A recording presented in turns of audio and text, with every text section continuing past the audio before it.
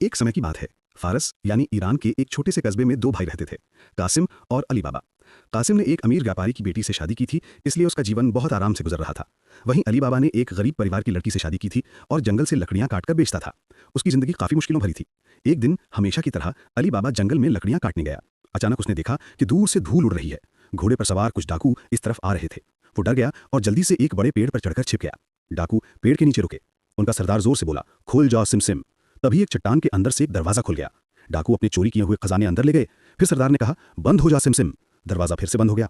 डाकू चले गए तो अली बाबा नीचे उतरा। जिज्ञासा में वो उसी चट्टान के पास गया और बोला, खुल जा सिमसिम। दरवाजा सच में खुल गया।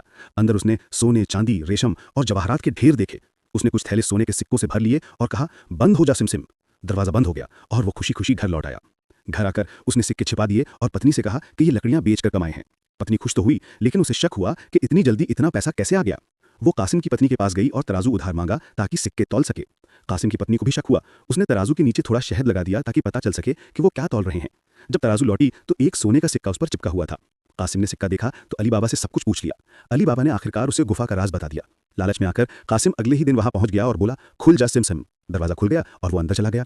उसने कई थैले खजाने से भर लिए, लेकिन जब वापस जाने लगा तो पासवर्ड भूल गया। वो बोला, खुल जा जौ, खुल जा गेहूं, लेकिन दरवाजा नहीं खुला। तभी डाकू वापस आ गए। उन्होंने कासिम को पकड़ लिया और गुस्से में मार डाला। उसकी लाश के टुकड़े कर गुफा में टांग दिए ताकि कोई और चोरी करने की हिम्मत ना करे। जब कासिम घर नहीं लौटा तो उसकी पत्नी अली बाबा के पास गई। अली बाबा समझ गया कि कुछ गड़बड़ है और गुफा पहुंचा। वहां उसने अपने भाई की लाश देखी और बहुत दुखी हुआ। वो लाश घर लाया, लेकिन लोगों को क्या बताए ये समझ नहीं पा रहा था। कासिम के घर की नौकरानी मार्जिना बहुत समझदार थी। उसने एक बूढ़े दर्जी को बुलाया, उसकी आंखों पर पट्टी बांधी और उससे कासिम की लाश सी दी। फिर सबने लोगों से कहा कि कासिम की मौत बीमारी से हुई है और उसकी इज्जत से अंतिम क्रिया की गई है। उधर डाकू जब गुफा पहुंचे और लाश गायब पाई तो समझ गए कि कोई और भी इस राज को जानता है। उनका सरदार एक व्यापारी के भेष में शहर आया और अपने साथ 40 तेल के मटके लाया, जिनमें से 39 में डाकू छिपे थे और सिर्फ एक में असली तेल था। उसने अली बाबा से कहा कि वो उसका मेहमान बनना चाहता है और मटके आंगन में रख दिए।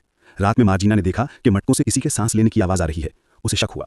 उसने उबलता हुआ तेल लिया और एक एक मटके में डाल दिया। सारे डाकू वहीं मर गए। जब सरदार को पता चला कि उसका प्लान फेल हो गया है तो वो भाग गया। कुछ समय बाद वो फिर से व्यापारी के रूप में लौटा और एक दुकान खोल ली। उसने अली बाबा के भतीजे से दोस्ती की ताकि बदला ले सके। एक दिन उसने अली बाबा को अपने घर पर खाने पर बुलाया और मौका देखकर उसे मारने की योजना बनाई। मार्जिना ने देखा कि वो आदमी कमर में छुरा छिपाए हुए है और बार बार अली बाबा को घूर रहा है। वो समझ गई कि वही डाकू सरदार है। दावत के दौरान वो नाचने लगी और अचानक उसने उसी की तलवार से सरदार को मार डाला। जब अली बाबा सच्चाई जान गया तो हैरान रह गया और बहुत आभारी हुआ। उसने मार्जिना को आजाद कर दिया और अपने भतीजे से उसकी शादी करवा दी। तीनों ने मिलकर व्यापार शुरू किया और बहुत खुशहाल जीवन बिताने लगे। अली बाबा ने गुफा का राज हमेशा गुप्त रखा और सिर्फ जरूरत पड़ने पर ही वहां से खजाना लिया। धीरे धीरे वो अपने शहर के सबसे सम्मानित और अमीर लोगों में गिना जाने लगा। एक समय की बात है। फारस यानी ईरान के एक छोटे से कस्बे में दो भाई रहते थे, कासिम और अली बाबा।